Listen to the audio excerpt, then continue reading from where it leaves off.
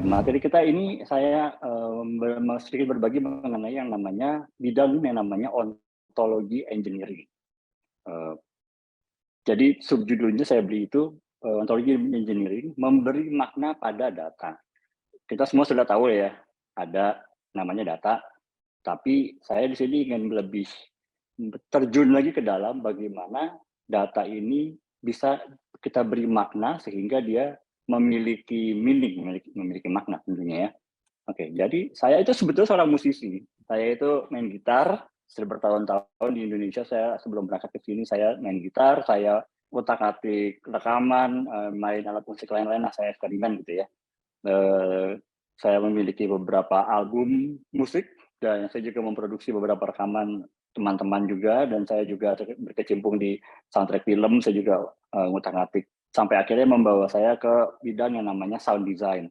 Nah, dari sound design itu yang saya mulai ngutak-ngatik yang namanya komputer, sehingga akhirnya masuk ke software, sehingga masuk ke programming. Tapi programming-nya karena saya di bidangnya musik, saya khusus programming untuk audio ya, waktu itu.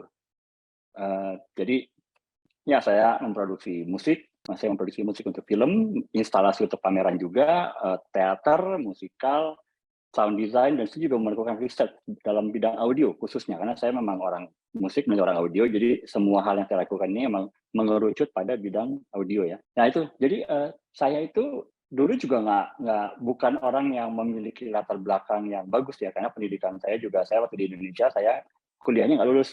Saya nggak lulus kuliah, jadi saya kayak, saya tuh punya, apa ya, waktu dulu tuh punya krisis identitas gitu, krisis eksistensial kalau saya bilang di sini, kalau istilah kerennya mah krisis eksistensial. Bagaimana saya, nggak tahu nih, apa, SMA saya mau kuliah apa juga nggak tahu, akhirnya saya masuk ke advertising, ke, apa, periklanan, tapi ternyata nggak lulus juga, karena ternyata saya melihat bahwa ini kayaknya saya nggak di sini deh, gitu loh. Tengah jalan saya kira mundur, jadi saya cuma ya akhirnya nge-band aja gitu. Saya nge-band sampai akhirnya saya memiliki beberapa bisa akhirnya memiliki album, dan akhirnya saya mendalami namanya musik, dan dari musik dan akhirnya mendalami yang tadi saya cerita tadi, baik saya mendalami sound, saya mendalami engineering, sampai sound design, sampai akhirnya programming gitu ya. Jadi itulah latar belakang saya. Saya yang tidak punya latar belakang IT sama sekali, tapi saya juga sudah memiliki exposure kepada yang namanya programming sedikit gitu. Software yang saya pakai itu kalau teman-teman boleh tahu namanya Max MSP atau enggak Pure Data. Itu tuh software yang khusus untuk programming, tapi khusus untuk audio dan musik. Jadi tapi dia bisa karena dia software, karena dia programming ya, jadi kita bisa memprogram software ini untuk kita sambung kemana-mana tuh. Jadi kita bisa sambung ke visual, bisa sambung ke mana-mana lah, banyak gitu macamnya. Ya. Tahun 2017 saya itu berangkat ke Amerika, karena istri saya harus melanjutkan studi di sini, dan saya pun juga akhirnya ngambil kuliah di sini. Saya ambil kuliah audio production. Audio production tuh termasuk salah satunya sound engineering juga ya. Tapi, audio production tuh jadi sebetulnya dari hulu ke hilirnya produksi musik seperti apa sih, dari mulai kita persiapan materi musik, sampai kita rekaman, sampai menjualnya juga kemana gitu, masukin ke Spotify atau mau bikin, plat atau bikin apa, itu semua kita kita pelajari di kuliah saya waktu itu. Tahun 2019 saya didekati sejak saya, tinggal di Amerika, saya didekati oleh oleh satu perusahaan yang bergerak di teknologi, tapi memiliki bidang musik. Jadi salah satu, eee, tawarannya, salah satu servisnya adalah musik. Kalau teman-teman tahu mungkin Spotify, nah ini saingannya. Nah, saya didekati oleh oleh mereka karena mereka lihat bahwa mereka membutuhkan orang yang, native speaker bahasa Indonesia, punya latar belakang musik dan sedikit, tanda kutip, "sedikit mengerti" yang namanya programming. Saya cocok tuh profil saya di situ, saya didekati oleh rekruternya melalui LinkedIn, saya wawancara di sana, saya tes, saya masuk. Jadilah saya mulai dari 2019 itu saya bekerja di kantor ini, untuk ya itu, untuk market Indonesia sebetulnya. Jadi kebetulan karena saya juga cocok, profilnya cocok, jadi akhirnya ya saya di sana cukup lama lah, 1 tahun 2 bulan gitu ya. Nah dari kantor inilah yang membuat saya akhirnya, kok seru ya di teknologi gitu ya. Dan saya juga cukup heran bagaimana ternyata mereka melihat value yang saya punya, meskipun saya nggak punya latar belakang teknis dalam tanda kutip sekolah IT gitu ya. Saya sama sekali nggak ada gitu. Tapi mereka melihat bahwa oke, kamu nih nggak ada latar belakang, tapi kamu nggak ada latar belakang pendidikan yang seperti layaknya kalau masuk dunia IT, tapi kamu punya value yang nggak dimiliki oleh orang-orang yang lain gitu. Dari situ akhirnya mereka melihat bahwa oke, saya cocok di sini, saya bisa sejalan bareng gitu. Jadi dari situlah saya melihat bahwa ternyata di sini ya, di Amerika ya, perusahaan teknologi sebesar tempat kerja saya saat itu tuh, mereka udah melihat lewat gitu, melihat beyond daripada lo latar belakangnya, lo nggak punya kuliah ini gitu. Tapi kalau lo punya value yang bisa dihargai oleh mereka, ini mereka akan menerima itu dan mereka akan bisa melihat kita masuk di mana gitu. Jadi ini yang saya cukup kaget juga gitu ya, wow hebat juga ya perusahaan ini, bukan ya selain emang cocok juga ternyata mereka bisa melihat lebih jauh daripada sekedar, sertifikat gitu.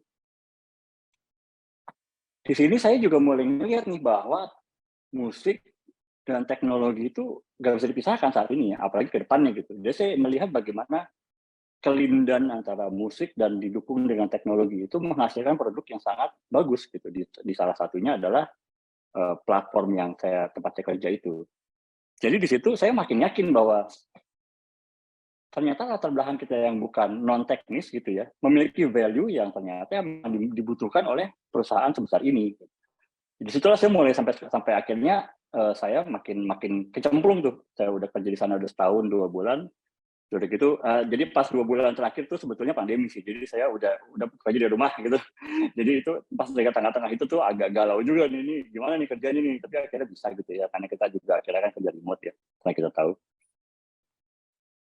Nah, tahun 2020 setelah saya selesai, dari kantor sebelumnya, saya didekati oleh perusahaan satunya yang merupakan perusahaan cukup besar lah di Amerika ya, mungkin di dunia kali tanda kutip.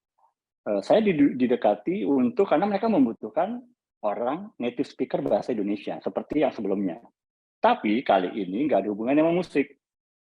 Eee, Ya udah saya coba aja lah, ini kayak apa sih gitu loh.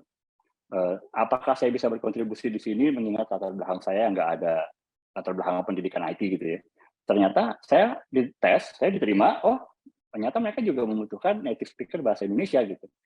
Karena, eee, masalah teknisnya itu bisa kita pelajarin dan mereka tuh adalah orang-orang yang mau invest di orang yang nggak punya latar belakang teknis, tapi punya perspektif yang mereka nggak punya. Perspektif yang saya punya adalah saya orang Indonesia, saya tahu, saya ngerti bahasa Indonesia, saya native speaker bahasa Indonesia, saya ngerti budayanya seperti apa, saya tahu orang-orangnya, saya kenal, saya tinggal di sana seumur hidup, itu yang mereka nggak punya.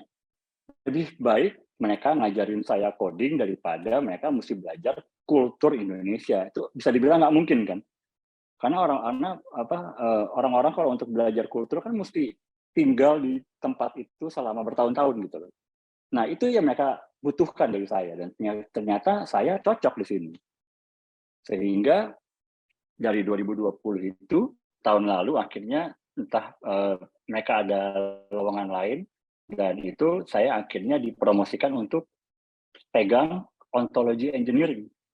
Nah, saya juga pas masuk di kantor ini, saya bingung juga tuh, ontologi apaan? Saya nggak pernah tahu loh. Saya nggak benar-benar nggak pernah tahu ini apa gitu. Saya tahu sepintas bahwa ontologi adalah salah satu, eee, cabang filsafat. Ada epistemologi dan ada ontologi dan ada taksonomi ya. Kalau kalau teman-teman mungkin pernah sedikit baca gitu selewat gitu tentang filsafat gitu ya. Itu ada ontologi.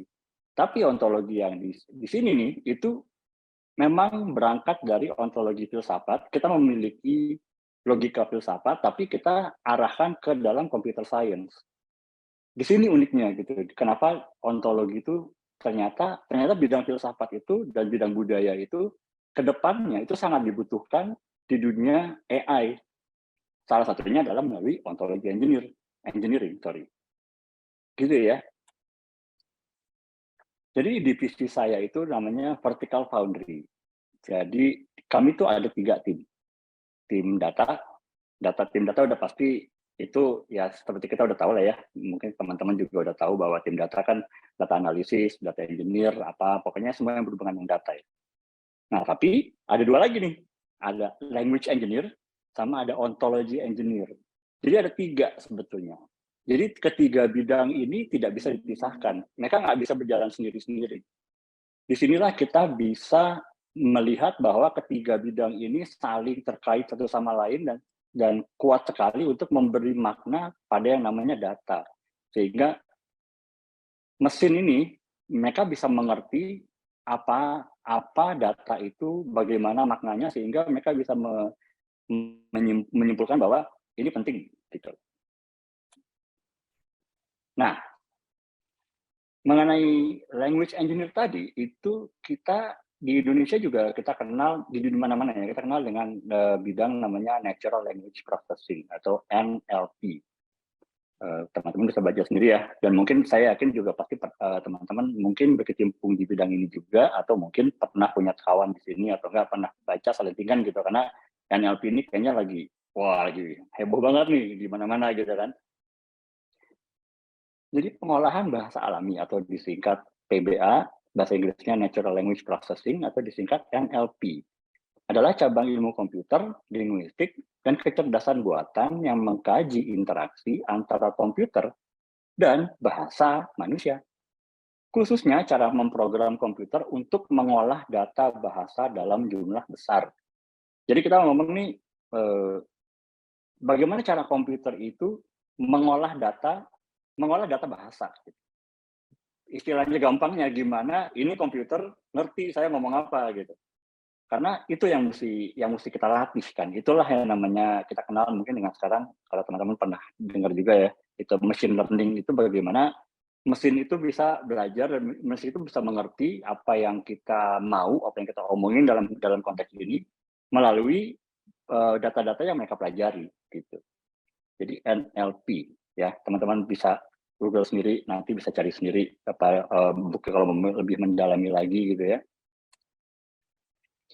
Salah satunya ini, karena di saya itu pegang dua posisi saat ini, yaitu Indonesia Language Engineer dan Ontology Engineer. Dalam hal ini, salah satu kerjaan saya juga adalah kalau ada orang Indonesia nulis di Google berapa jumlah kalori pada apel, gitu ya. Itu kan mesti diajarin tuh supaya Google tahu sebetulnya orang ini nyari apa sih, orang ini ngetik apa nih. Itu tuh dia mesti belajar bahwa ini adalah bahasa Indonesia dan yang dicari adalah apa dan intensinya apa, niatnya apa dia mencari ini gitu. Kalau kita mengetik berapa jumlah kalori pada apel di Google, akan keluar apel, energy amount-nya 52 kalori, quantity 1 gram. Di sebelah kanan itu ada kita sebut namanya knowledge panel ya. Jadi mereka tuh ngambil dari sedikit cuplikan dari Wikipedia yang memberi jawaban bahwa apel itu apa gitu. Nah, tapi kan komputer nggak mungkin tahu nih kalau nggak diajarin gitu. Harus siapa? Harus kita, harus orang yang mengerti bahasa Indonesia yang ngajarin komputer bahwa supaya, ini bahasa Indonesia, artinya orang nyari ini, artinya orang nyari kalori di apel. Nah, bagaimana cara kita mengajari itu? Pembagiannya itu melalui NLP, bidang NLP itu mempelajari ini, analisanya begini kira-kira.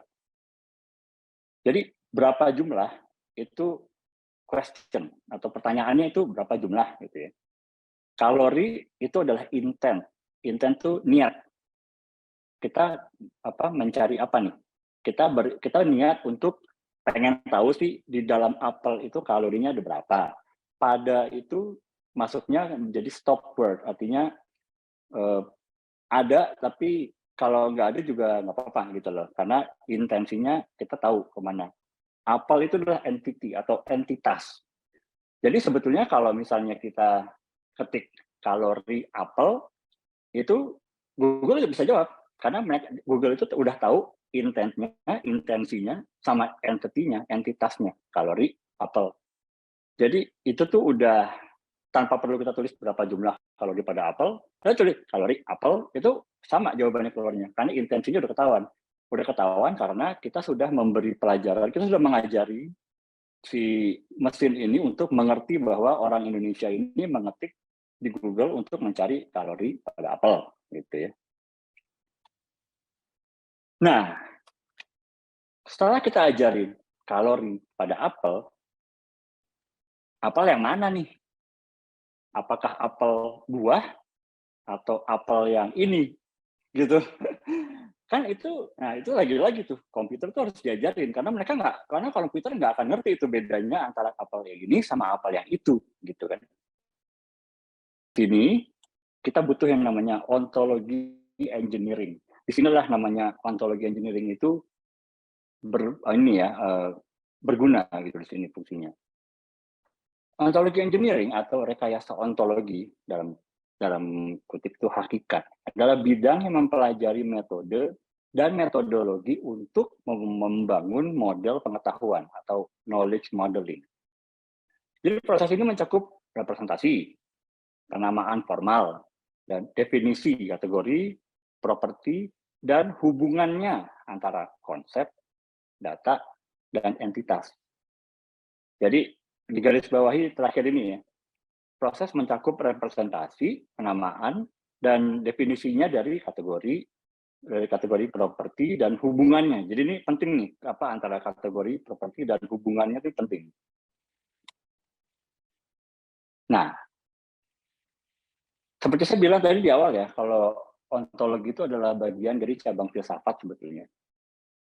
Nah, menariknya adalah kalau di filsafat, ontologi itu adalah pemikiran yang berurusan dengan pertanyaan-pertanyaan seperti keberadaan, apa yang ada, dan apa sih realitas itu apa? Gitu. Sebenarnya pertanyaan filosofis yang kita kadang-kadang kalau lagi bengong atau mau ngapain ngeliatin laut gitu kayak kita sebetulnya ngapain sih di dunia kayak gitu-gitu loh.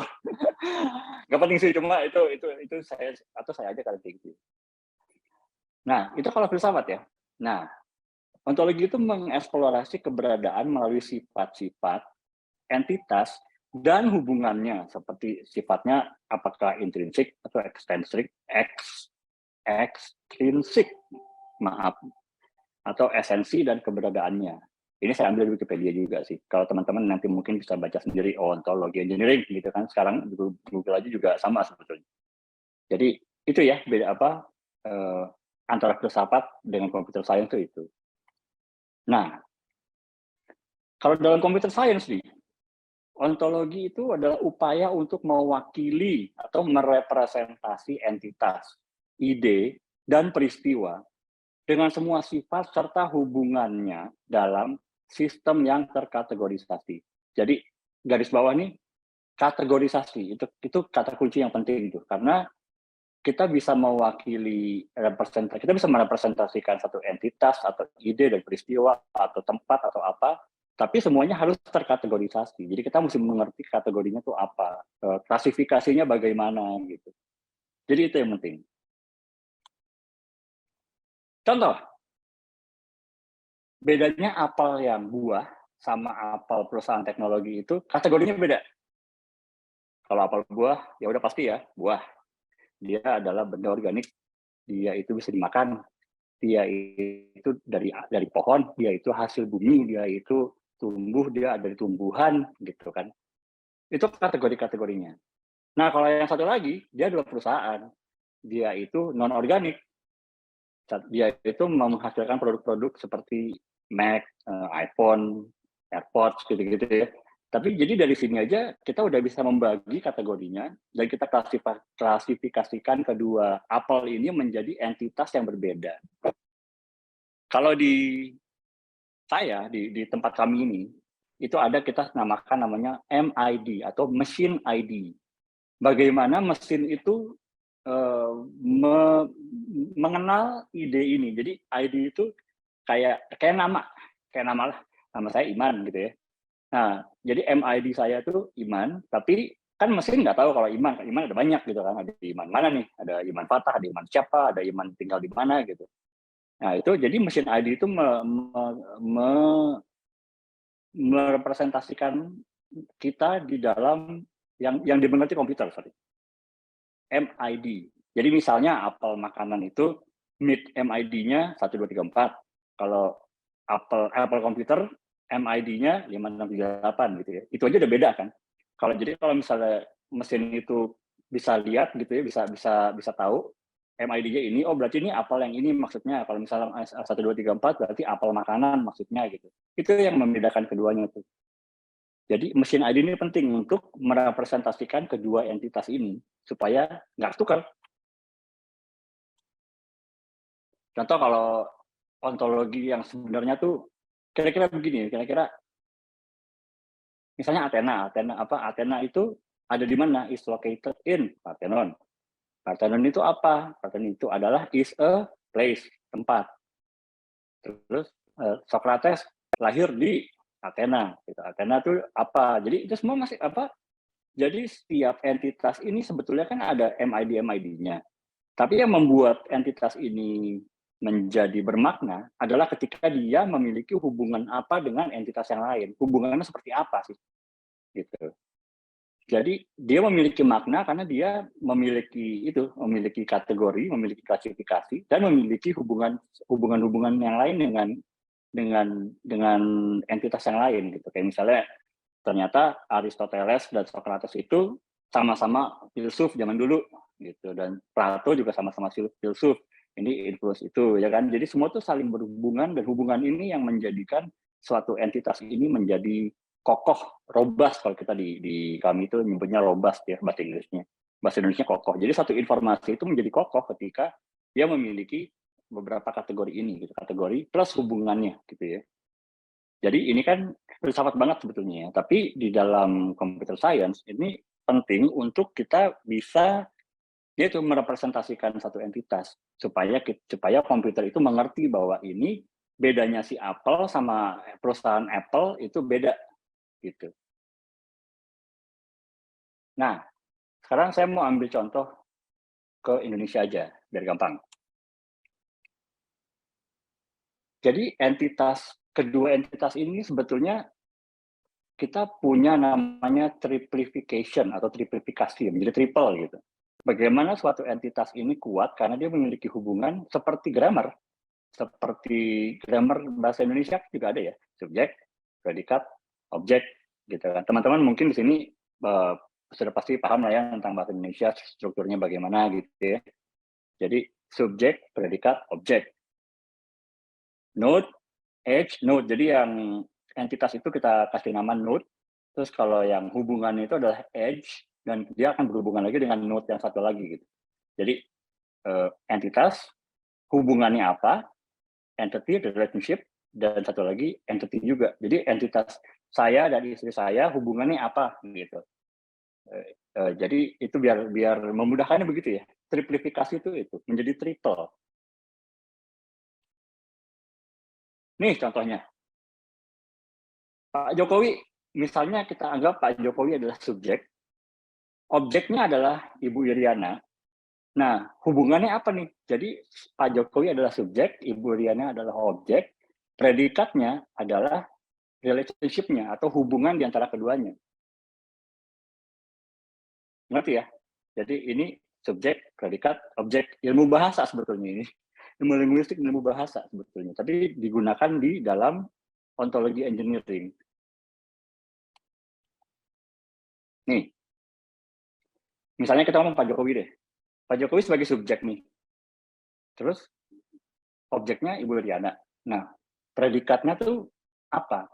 Predikatnya adalah Pak Jokowi adalah suami dari Ibu Iriana. Terus ketika kita hubungkan dengan entitas yang lain, misalnya Indonesia gitu. Pak Jokowi adalah Presiden Republik Indonesia. Predikatnya adalah Presiden Republik Indonesia. Jadi kita hubungkan lagi ke entitas yang lain, misalnya Surakarta gitu ya. Pak Jokowi itu lahir di Surakarta. Jadi subjek, predikat, objek gitu ya. Jadi Pak Jokowi itu kita anggaplah Pak Jokowi itu punya mesin ID. Jadi supaya udah sebut ya tentang mengenai mesin ID. MIT. Jadi misalnya Pak Jokowi itu MIT-nya 1234. Ibu Riana MIT-nya 5678 gitu ya. Jadi ketika algoritma itu mengetahui hubungan keduanya, mereka akan mencari, oh predikatnya ini. Jadi predikatnya misalnya Pak Jokowi itu people, person, husband. Tuh. Terus ketika Pak Jokowi hubungannya dengan Presiden RI adalah government officials, artinya dia adalah petugas negara gitu ya, pejabat negara. Terus subjek, predikat, objeknya kalau ketika dia lahir adalah subjeknya Pak Jokowi, predikatnya place of birth, tempat lahir di mana, di Surakarta gitu. Nah, kalau di coding itu kan kita tahu ya ada tanda seru. Kok saya lupa ya namanya apa? Ya ada tanda seru. Jadi ketika Ibu Iriana menjadi subjek dan Pak Jokowi menjadi objek, itu kan sebetulnya sama aja kan hubungannya kan. Jadi ketika subjeknya Ibu Iriana, kita balik aja. Subjeknya Ibu Iriana, predikatnya adalah istri dari Pak Jokowi. Gitu. Kalau kita balik lagi, subjeknya Pak Jokowi adalah suami dari predikatnya, suami dari objeknya Ibu Iriana. Gitu. Jadi bisa dibolak-balik nih. Nah, ketika informasi ini sudah kuat, ya sudah kokoh gitu ya, kita bisa melihat bahwa entitas ini nih memiliki makna sebetulnya. Jadi kita kembali ke topik kita ya, bahwa bagaimana data itu memiliki makna. Data yang kita yang kita anggap sebagai data itu apa sih? Ya bahasa. Bahwa kata, bahwa kalau komputer itu membaca Jokowi itu dia memiliki makna yang spesifik. Karena Jokowi itu bukan hanya Presiden Republik Indonesia, bisa juga tukang bakso di mana gitu, namanya sama Jokowi, atau juga orang baru punya lahiran, punya anak dikasih nama Jokowi, itu bisa aja gitu. Komputer tuh bingung tuh kan ngebedainnya yang mana nih. Nah, algoritma itu menjadi tidak bingung ketika kita sudah memiliki, kita sudah memberi makna kepada subjek dan kepada entitas yang kita maksud gitu. Jadi ketika dicari nih komputer nggak bingung lagi nih. Ketika kita ngetik di Google gitu, Google udah tahu oh Jokowi yang presiden. Misalnya kalau kita tambahin Jokowi pedagang somai gitu, itu beda lagi tuh orangnya tuh. Gitu. Seperti tadi ya, seperti misalnya Iman Patah tuh saya. Tapi kalau misalnya Iman yang lain itu beda lagi orangnya gitu. Jadi ini kenapa kita memberi makna pada data itu karena kita ingin komputer ini memiliki, bukan komputer, sorry. Kita ingin pengetahuan ini memiliki makna yang kokoh gitu. Karena ketika pengetahuan ini dicari, ketika orang ini kita mencari suatu informasi, Pak Jokowi adalah informasi. Tapi Pak Jokowi, suaminya Iriana dan sebagai pejabat negara Presiden Republik Indonesia adalah pengetahuan. Itulah bedanya kenapa ini satu informasi itu menjadi kokoh, satu informasi menjadi pengetahuan ketika dia memiliki hubungan-hubungan dengan entitas yang lain. Gitu. Begitu ya, kawan-kawan ya. Jadi kenapa saya ingin berbagi mengenai ontologi engineering itu karena di dalam kita tahu ya kalau di perusahaan IT itu emang kita tuh engineer itu identik dengan yang namanya orang teknis gitu ya, coding, programmer, Python, C++, bla bla bla gitu ya, SQL semacam. Tetapi sebetulnya di dalam data di dalam payung data science itu ada yang namanya ontologi engineer. Dan ini tuh sebetulnya adalah bidang yang dibutuhkan ketika kita memiliki informasi yang benar-benar sangat banyak sekali sehingga kita nggak bingung gitu. Yang kita cari itu apa sebetulnya? Apa sih maknanya supaya kita bisa memberikan informasi yang berguna, yang berguna dan bisa dimengerti oleh search engine. Dalam hal ini Google ya, karena mungkin saya kerja untuk mereka gitu ya. Jadi begitu. Jadi ontologi engineer itu memang di dalam payung data science dan dia memang sangat erat kaitannya dengan kelindan antara ilmu filsafat atau humaniora dengan ilmu teknis. Jadi ini yang saya juga lihat wow ternyata emang ilmu seperti ini tuh emang kami itu jarang ya mungkin karena saya juga nggak terlalu familiar dengan kondisi startup di Indonesia dan segala macam, kan saya udah lama di sini kan. Jadi, saya tuh jarang gitu melihat orang-orang di dalam industri IT yang memiliki 2 perspektif ini, gitu. Dan siapa tahu berguna ya, siapa tahu mungkin karena saya di sini dan saya sudah menjalani ini selama 2 tahun lebih gitu. Jadi mungkin ini informasi ini atau mungkin bidang ini bisa dimanfaatkan oleh teman-teman yang ada di sini untuk misalnya teman-teman mau bikin startup startup edtech misalnya, edukasi gitu ya. Itu kan jadi kita bisa mengolah datanya, data infrastrukturnya kan jadi lebih kuat gitu ketika kita memiliki pengetahuan-pengetahuan yang kokoh. Nah, disinilah ontologi engineer itu dibutuhkan sebetulnya. Tetap bekerja sama dengan data engineer dan language engineer gitu. Karena itu ketiga ini tuh nggak bisa dipisahkan sebetulnya. Jadi mesti ada yang ngurusin bahasanya. Jadi ketika datanya udah banyak ya, kita kan kalau data kan pasti tahu ya, data analis kan gini. Nah, tapi selain itu maknanya apa nih yang dicari nih? Apakah Jokowi Presiden Republik Indonesia atau Jokowi yang lain? Begitu juga dengan bahasa. Natural language processing, bener nggak yang dicari Jokowi? Jangan-jangan typo lagi, gitu kan? Itu kan bisa terjadi tuh. Kayak misalnya ini deh, apa namanya, is it gonna rain today? Apakah hari ini hujan? Apakah besok hujan? Gitu ya. Apakah hari ini hujan? Apakah besok hujan? Hujan gerimis aja. Gitu. Kan kalau yang pertama dan kedua itu kan gimana kita menanyakan cuaca hari ini, apakah cuaca besok gitu ya. Nah, yang ketiga itu kan adalah lagunya Bang Benyamin tuh. Kita kan orang Indonesia tahu bedanya. Tapi kan komputer nggak tahu bedanya. Komputer sih bingung tuh. Ini bener nggak sih nanya cuaca nih gitu.